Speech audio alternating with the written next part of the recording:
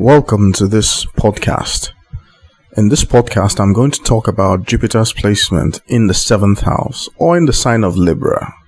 I'm going to start with a delineation of what Jupiter is, and then I'm going to delve into a delineation of what the 7th house means and what Libra means, and then we will perform a synthesis and we will present the complete deciphering of what Jupiter in the 7th house or Jupiter in Libra is. Now, if you're familiar with most of my podcasts, I've only ever made one podcast talking about the functional light of Jupiter. I don't talk about it a lot because people never really question good times. But Jupiter doesn't really just imply good times. It's not as straightforward as it seems. Functional lights have to do with states of consciousness. They are programmed states of consciousness that are inherent to the structure of our minds as it has evolved on the planet Earth. They are attractors in some sense for those who are familiar with terms from dynamical systems. The best way to understand what Jupiter is to contrast it with what Saturn is, because Jupiter and Saturn, they tend to form what astrologers call the social planets. In some sense. Now, Saturn is famously noted for representing or connoting restrictions and limitations, etc. But I really want you to think about these things not in those traditional terms alone. I want you to include the notion of possibilities. Possibilities. And the reason why I do that is because when a person is born, they are born into possibility.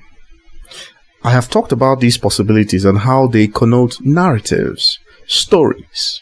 And the thing about stories is that we humans are the only creatures that we know of currently that are able to tell every possible type of story. Now, when you contrast that to the reality of animals and plants, that is, other living creatures on this planet, none of them have the possibility of any story apart from the story of survival. They are tied and locked into a story, the story that is tied into everything else with the environment as a collective. They do not have a choice. A plant cannot stop being a plant even for a moment. No other creature on this planet can stop being what it is, even for a moment. If it does, it wouldn't survive.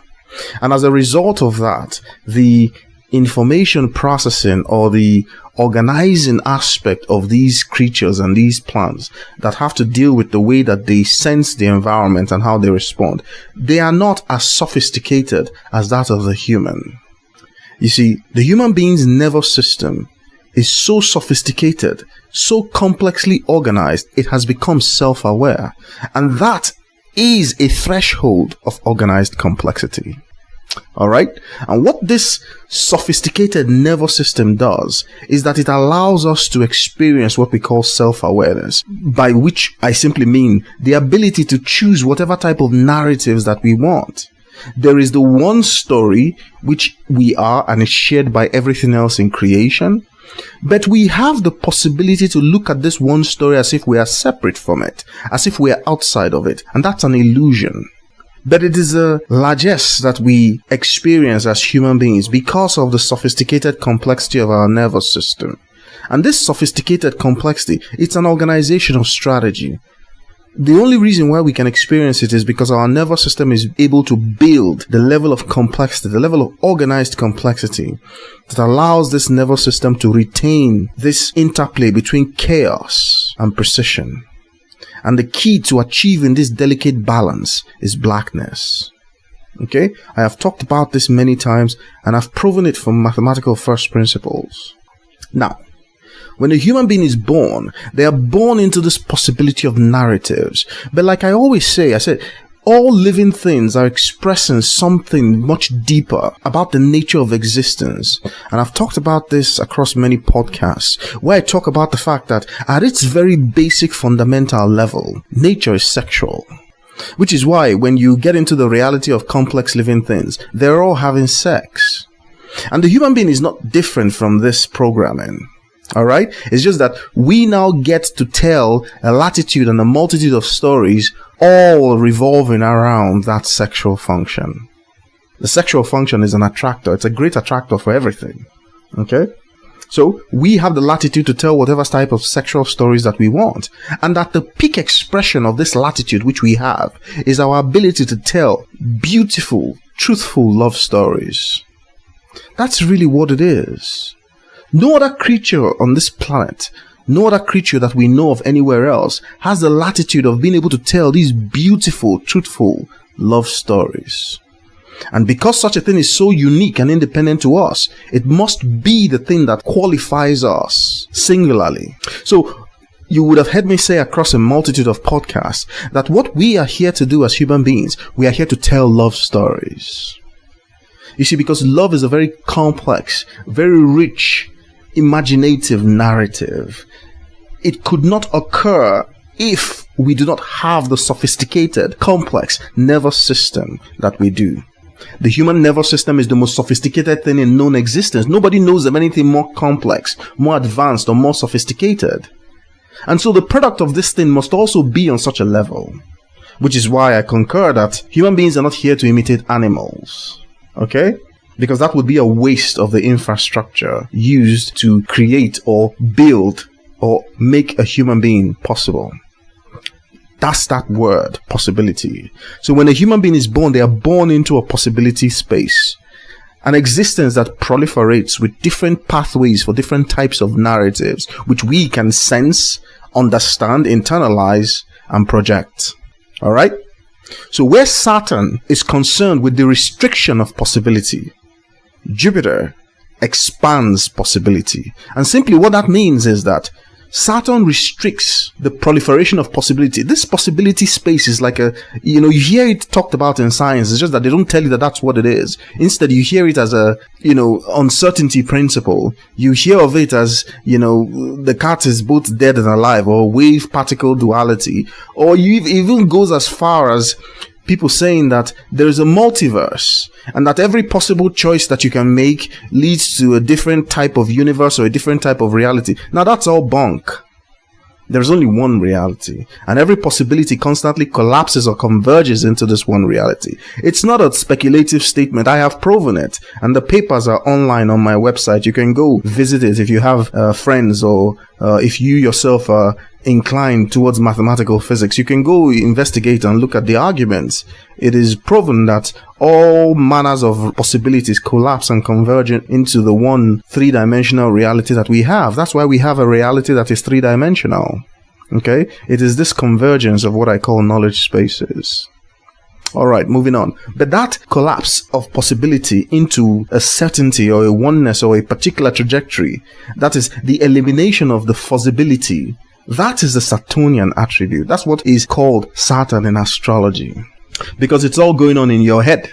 Alright? And simply what that means is that when a set of possibilities or potential pathways or trajectories are presented to you to make a choice, and you choose one, that eliminates the existence of all the other possibilities because you have now chosen one. So Saturn is basically a record-keeping instrument for the choices that we make. And where Saturn is in your chart is where this phenomena is most prominent. Meanwhile, it is there to alert you to the fact that every choice you make in this area carries a life-defining weight in some sense. Okay? So you can go contrast that with the Saturn in the 7th house or Libra podcast, which I already have. Well, Jupiter does the opposite. Jupiter connotes the opposite. It talks about the expansion of these possibilities. That is, the reawakening of possibilities. So even if Saturn has come and crystallized a possibility out in your knowledge space, and now trajectories have coalesced or converged into definite structures in your reality, when you have a Jupiter transit, those seemingly certain realities within their own individual confined trajectories, they also develop their own possibilities. So you can imagine a possibility that says you are free to go wherever you want, but you cannot leave the planet. So within the planet itself, you experience the possibility of going wherever you want, but you cannot leave the planet. So the confinement that the planet represents that aspect of Saturn. And when Jupiter comes, it becomes the possibility of going anywhere that you want on the planet. So Jupiter is really an invagination of possibility into a reality, giving you the potential to recreate different types of stories, but stories that are now themed along definite trajectory pathways that have been converged or collapsed by the Saturnian attribute of your psyche. Okay? And that is what we see as the nature of Sagittarius, or the condition of the ninth house, where there is a proliferation of possibilities. It appears like an expanding space because the proliferation itself is taking place in your consciousness. And it simply means that you are being made aware of much more. There are now more places to go, more potentials for visitations. And so traditional astrology tells you that the ninth house represents the possibility of travel, international travel, foreign travel. That's not exactly what it is. You see, it is the proliferation of possibilities in your mind. It is an opportunity for you to expand your consciousness along well-defined lines, so to speak. And now, what is the aim of these? For instance, the aim of the ninth house is to get to the 10th house. And the 10th house is a Saturnian house, just like the ninth house is a Jupiterian house. Now, in the build-up of ambition, because ambition is crystallized by that 10th house, right?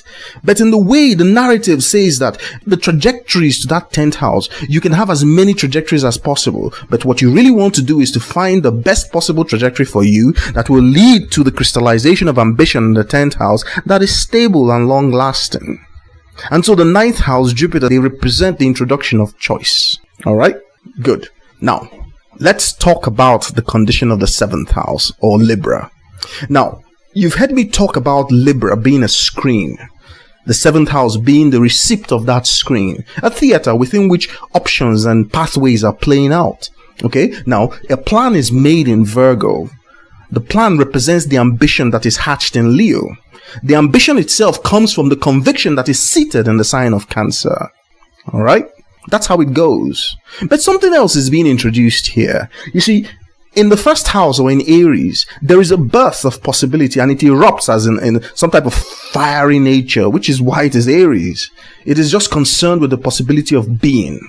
And that begins to grow and evolve until it sits in the sign of Cancer. And once it sits, and it is accepted, it becomes the nature of conviction that births the ambition in Leo. And therein the narrative begins. Because Leo's ambition has one destination. It's Aquarius. But first, Aquarius must sit as a prominent figure, prominent individual of stature in Capricorn. That's where the actual recognition takes place. Otherwise, Aquarius cannot be. Okay? So, the 7th house is where the entire drama takes place. The very first board, or the environment within which these internal narratives are tested. So in Libra, you have the possibility of testing all the plans made in Virgo. Alright? You can think of it as an environment where you run into individual types of realities. Because people are realities. Everybody you meet is a connection to a reality, and that reality is equipped with an entire universe. So you can think of it as the meeting place where all the stories come and collide. And what they're looking for in that environment, they're looking for familiarity. And astrology calls this harmonization, or looking for balance or something like that. But it's a very complex thing. It's not as simple, as straightforward as astrology makes it seem. Because the balancing condition is a balancing on the edge of chaos.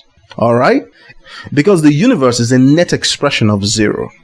And it is made up of two things that are trying to balance out each other, because balance is an absolute requirement. It is a non-negotiable requirement for the existence of the universe, so that the entire geometry of the universe remains flat and the net energy expression remains zero.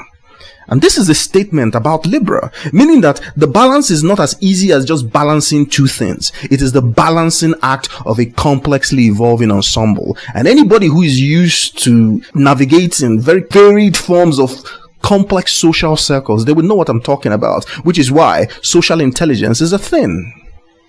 The ability to navigate realities of different shapes, different forms, populated with different types of narratives. It's an entire intelligence on its own. But it's also a theater within which people can play out the narratives that they harbor within themselves, the nature of their convictions, because convictions create realities. Simply what that means is that there is a mapping directly from the 4th house, or the sign of Cancer, right into the 7th house, or the sign of Libra.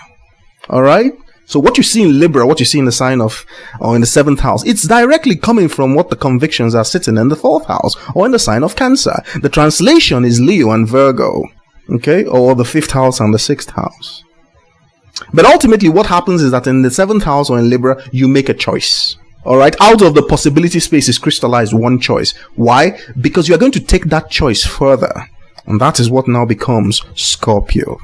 And it will have far-reaching implications for the trajectory of your ambition. Remember, you are climbing from the sign of Cancer to go sit in the sign of Capricorn.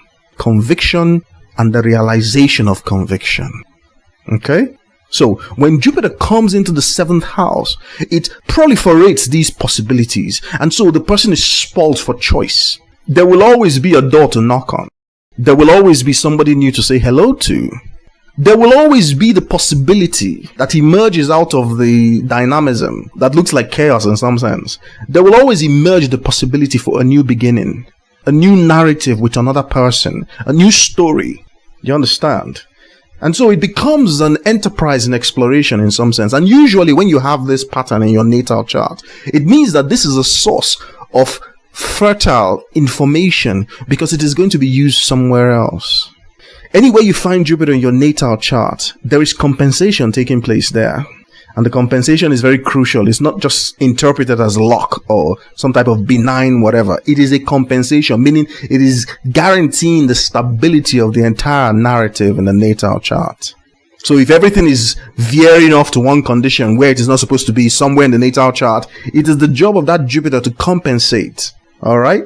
And this is how Jupiter and Saturn are traditionally described as social planets, because, it is within the reality that you share with others that their real meaning becomes active. Okay? And for those who have a tight relationship between Saturn and Jupiter in their natal chart, it means that their life patterns always undergo a process of gradual growth, conditional growth. If this, then that. So nothing comes for free. I mean, that's a general maxim, but in these people with these types of conjunctions or other types of aspects, well, it's literally printed in the natal chart that they have to work before they can gain. They have to be able to earn whatever growth they want. Okay? So that's really what it is. Now, for those with Jupiter in the 7th house, there can be a condition where too much of something becomes inimical to progress. Remember, the 7th house is the house where the implementation of ambition seems to go outside the self. It's the real implementation, because prior to that, every other thing is within the self. The plans that you make, they're within yourself. Your ambition, statement, and etc., it's within yourself. Now, the quality of those plans and the ambitions themselves, they start becoming judged once you go into the theater that is Libra, or the 7th house. So a proliferation in that area means that a person is loath to actually make a commitment or loath to actually have a choice. They prefer to experiment, and sometimes experimentation becomes the entire point. Okay? And ultimately the person loses conviction in all that, and then Jupiter ceases to appear as if it's a beneficial thing. It exposes the person to too much, so they never really can make that choice, or they make the choice on the basis that, well, if it doesn't work out, they will always have another opportunity, and then there are no more opportunities. You see, you're dealing with your psyche, and you cannot game yourself. It's not a reality that exists outside of you that you can twist and turn whichever way you want. You're literally interacting with the central nature of yourself. So, ultimately, when you're spoiled for choice, you might get into a situation where you have consumed all your choices and you no longer know how to move forward. Okay? But that doesn't always happen. Usually what happens is that Jupiter is an exploratory nature, something that just likes to investigate the possibility of things. Okay, it's a studious type of thing, an explorative, investigative type of thing for the purposes of expanding the mind, okay, into broader philosophies, etc., for the joy of it. But in the 7th house, this translates into the nature of relationships and the way that they are made. Okay, so you can have someone who has a wide variety of contacts. They're a socially graceful person in the way that they're able to map into any sort of social reality that presents itself. Okay? Now, what I have observed from personal experience is that where people find things easy, they don't tend to deepen the sense of self in that area.